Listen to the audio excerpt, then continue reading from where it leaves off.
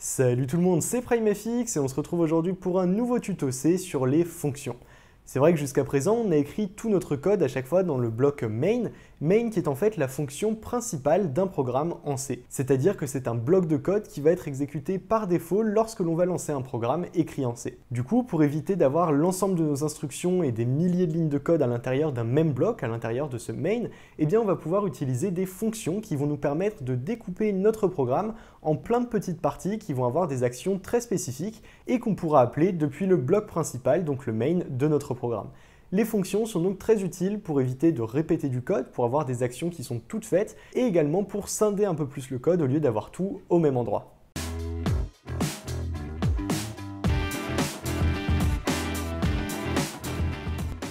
Je vous propose donc d'entrer dans le vif du sujet sans plus attendre en créant une fonction qui va être très simple, qui va simplement nous permettre d'afficher par exemple bonjour dans la console, histoire que vous compreniez le principe d'une fonction. On va ici, dans le main, dans cette partie-là, écrire par exemple afficher bonjour, comme ceci, avec un point-virgule à la fin, et ici, à la fin de ce afficher bonjour, on va inscrire deux parenthèses, une parenthèse ouvrante et fermante, et cette syntaxe-là va être la syntaxe qu'on utilisera pour appeler des fonctions.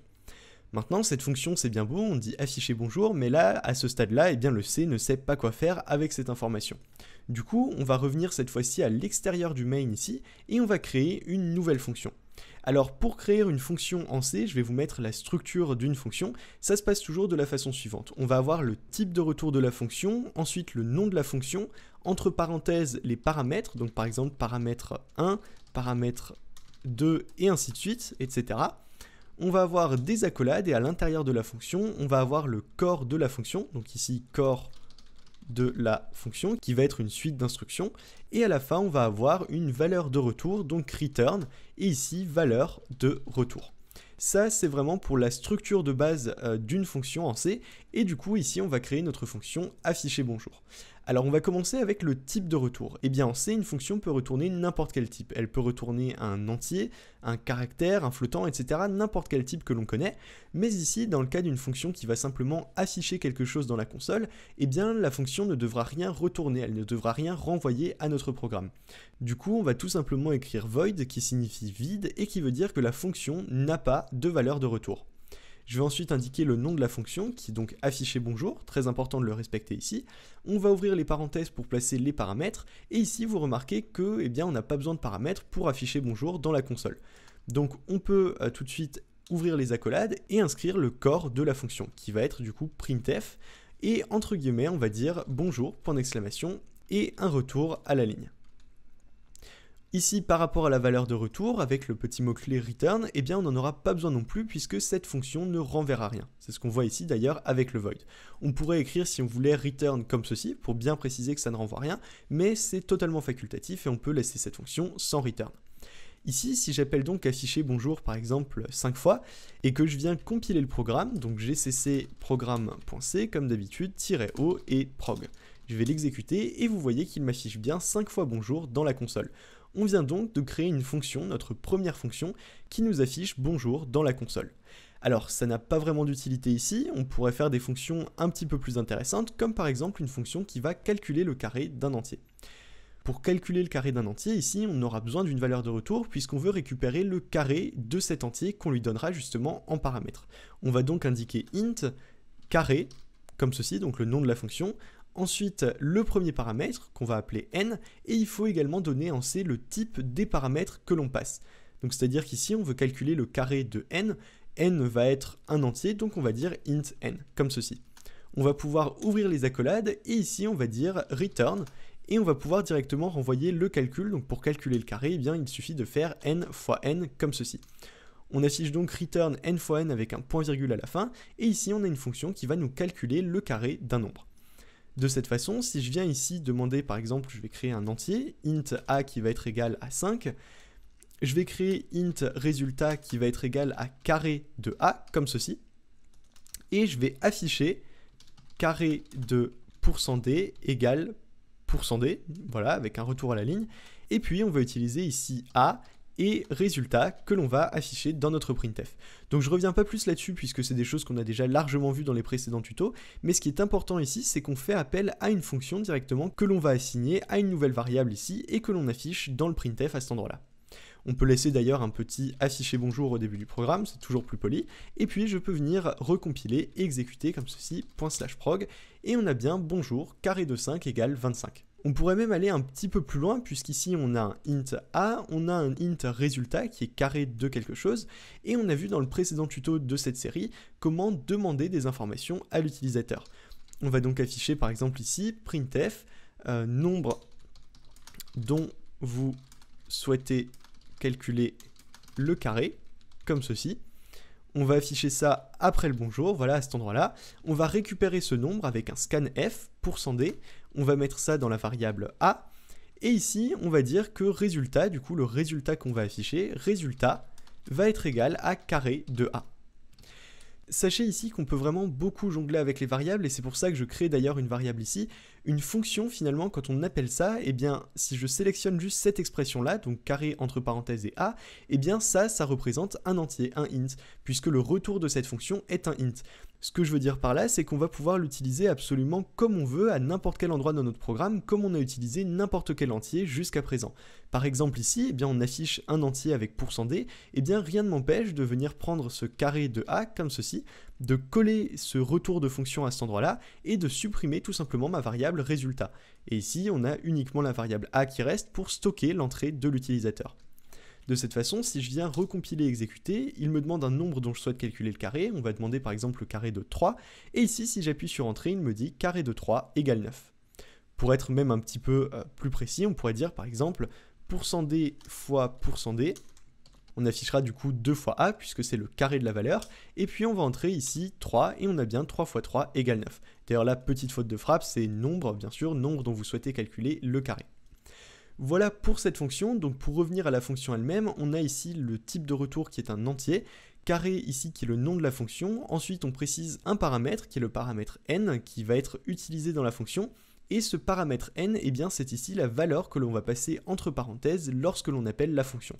C'est-à-dire que mon a ici va être placé automatiquement à la place du n, et du coup le n, lorsque je l'appelle avec cette valeur-ci, va utiliser la valeur de a pour faire cette opération et renvoyer avec return un résultat. Vous voyez d'ailleurs quelque chose d'assez intéressant, c'est que le main finalement n'est ni plus ni moins qu'une fonction. On a bien int main entre parenthèses, des accolades et return 0, donc on a bien un entier qui est retourné par notre fonction à la fin. Le main en fait a simplement la particularité d'avoir un nom qui est réservé en C, puisque c'est la première fonction dans laquelle le programme va entrer lorsque l'on exécutera le programme. Vous voyez d'ailleurs que je place ici les fonctions avant le main et c'est très important puisque si vous les placiez en dessous ça ne marcherait plus puisque je vous le rappelle le C va lire votre code de façon linéaire et donc il va ici lire la fonction afficher bonjour et donc l'enregistrer en quelque sorte. Il va faire la même chose ici avec la fonction carré et ensuite quand on appellera ici afficher bonjour et carré, eh bien il se rappellera de ces fonctions et il pourra donc les utiliser. Si je venais par exemple les placer en bas de mon code, comme ceci, et que j'essayais de recompiler, donc même sans exécuter, je peux simplement compiler, il me mettrait plein de warnings ici en me disant qu'on déclare des fonctions de façon implicite, c'est-à-dire tout simplement qu'à cet endroit-là dans le programme, donc dans programme.c ligne 13, c'est la ligne qu'on a ici, eh bien il ne connaît pas cette fonction à ce stade-là du programme. Voilà pourquoi il faut donc toujours placer ces fonctions avant le main. On va faire une dernière fonction à titre d'exemple, une fonction un tout petit peu plus complexe qui va nous permettre de calculer le maximum entre deux valeurs. On va donc créer ici une nouvelle fonction et la première chose, comme toujours en créant une fonction qu'il faut se demander, c'est qu'est-ce qu'on va lui donner comme paramètre et qu'est-ce que cette fonction va nous renvoyer. Ici, on veut calculer le maximum entre deux valeurs. Je vais donc appeler cette fonction maximum et ici, on sait qu'on va lui passer deux valeurs puisqu'on veut calculer le maximum entre deux valeurs. On va donc avoir par exemple un premier int qui va être a, on va mettre une virgule et on peut indiquer un deuxième paramètre qui va être b.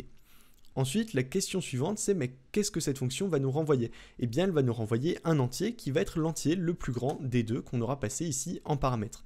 En écrivant juste cette ligne, sans les accolades et sans le corps de la fonction, eh bien, on crée ce qu'on appelle le prototype de la fonction. Le prototype, c'est tout simplement la valeur de retour, le nom de la fonction et les paramètres éventuels qu'il faudra passer à notre fonction. Ici, après ce prototype, eh bien, on va donc écrire le corps de la fonction, entre accolades comme toujours, et on va ici renvoyer la valeur la plus grande entre a et b. Ça va donc être relativement simple, on va dire if A est supérieur à B, dans ce cas-là, eh bien, on va renvoyer A, comme ceci, et sinon, eh bien, on va renvoyer B. Alors vous voyez ici que j'ai deux returns dans ma fonction, on peut tout à fait en avoir deux, il faut savoir qu'à partir du moment où une fonction va rencontrer un return, eh bien, elle va s'arrêter à cet endroit-là, et la suite ne va pas être exécutée. On pourrait faire ça de manière un petit peu différente en stockant par exemple le résultat de la fonction dans une variable et en le renvoyant à la fin. Là c'est des préférences plutôt personnelles, il n'y a pas de convention à ma connaissance pour ça, on peut très bien avoir plusieurs returns dans une fonction, ça dépendra de votre façon de coder et de ce que vous préférez. Je vais vous montrer juste après l'autre façon d'écrire cette fonction en utilisant un seul return. On pourra donc ici remplacer un petit peu ça, on a bien donc le nombre dont on souhaite afficher le carré. Ici on va remplacer ça en demandant cette fois-ci deux valeurs.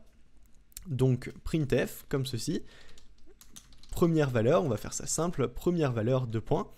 On va toujours demander A ici, et puis on va faire exactement la même chose pour la deuxième valeur, comme ceci. Deuxième valeur, voilà, on va stocker ça dans B, et puis on va dire ici, je vais aussi mettre ce printf en commentaire, et on va dire ici printf, maximum entre %d et %d, 2 points, %d. Et on va donc afficher ici A, B, et ensuite le maximum entre A et B, comme ceci. Ici, je peux donc réexécuter mon programme, le compiler et l'exécuter, et il va me demander une première valeur. Alors j'ai pas mis de retour à la ligne ici, je peux mettre simplement un espace, histoire de quand même avoir quelque chose d'un peu plus propre. On va dire par exemple 10, deuxième valeur 20, et ici il me dit maximum entre 10 et 20, 20, puisqu'on a bien 20 qui est la valeur ici maximum entre les deux. Si je lui avais passé par exemple 50 et 10, comme ceci, eh bien il m'afficherait cette fois-ci 50. Du coup, pour l'autre façon d'utiliser cette fonction, eh bien on pourrait dire ici par exemple int max pour le maximum. On va dire ici si A est supérieur à B, eh bien max est égal à A, sinon max est égal à B, et pour terminer, du coup, on va faire return max qui va nous renvoyer la valeur maximale entre les deux. On peut donc recompiler et exécuter, et vous allez voir que le programme fonctionne exactement de la même façon. Voilà donc pour ça, et enfin je vous disais que la fonction s'arrêtait lorsqu'elle rencontrait un return. On peut tester si j'inscris par exemple ici return 0, de cette façon, eh bien la fonction va toujours me renvoyer 0, peu importe les valeurs que je vais lui entrer, elle me renverra 0 puisqu'elle s'arrêtera à cet endroit-là de la fonction. Voilà pour les fonctions, ça vous donne un bel aperçu de ce qu'on peut faire. Vous pouvez bien sûr utiliser des fonctions dans d'autres fonctions, pour peu que ces fonctions aient été créées avant l'endroit où elles vont être utilisées. Par exemple ici, si on voulait afficher bonjour lors du calcul du maximum, eh bien on pourrait tout à fait le faire, afficher bonjour comme ceci, et puis lorsqu'on va calculer le carré, donc si je fais ça de cette façon, il va me dire bonjour, et ensuite il va afficher le résultat et donc renvoyer sa valeur, et m'afficher le résultat, le maximum entre 165 et 12. On peut donc tout à fait faire ça. Quand vous créez une fonction, rappelez-vous de toujours penser au prototype en premier lieu, c'est-à-dire de vous demander ce que vous allez donner comme paramètre et ce que la fonction va devoir vous retourner comme valeur, si elle doit vous retourner justement une valeur, puisqu'on peut avoir des fonctions void qui ne renvoient rien. Et en tout cas, eh bien, n'hésitez pas à tester plein de choses. Je vous donne des petites pistes de réflexion, comme utiliser des fonctions dans d'autres fonctions. Sachez qu'on peut également appeler des fonctions de façon imbriquée. C'est-à-dire que si on avait par exemple 3 valeurs ici, eh bien on pourrait calculer avec cette fonction maximum le maximum entre ces 3 valeurs en appelant directement la fonction à l'intérieur d'elle-même. C'est-à-dire que si on avait A, B et C, eh bien on pourrait dire maximum de A, B, et ensuite un nouveau paramètre qui serait C. De cette façon, le maximum entre A et B serait ici un entier, et c'est cette valeur-là, cette valeur entière, qui serait le premier paramètre de cette fonction-là. Donc on peut vraiment faire beaucoup de choses comme ça avec les fonctions. Du coup, c'est déjà la fin de ce tuto, j'espère qu'il vous aura plu. Si c'est le cas, je vous invite à mettre un petit pouce bleu et à vous abonner pour ne pas rater les prochaines vidéos. Je vous laisse également un lien dans la description pour retrouver les exercices interactifs sur primefx.com. Et sur ce, eh bien, j'espère encore une fois que ce tuto vous a plu et je vous dis à très bientôt pour de prochaines vidéos.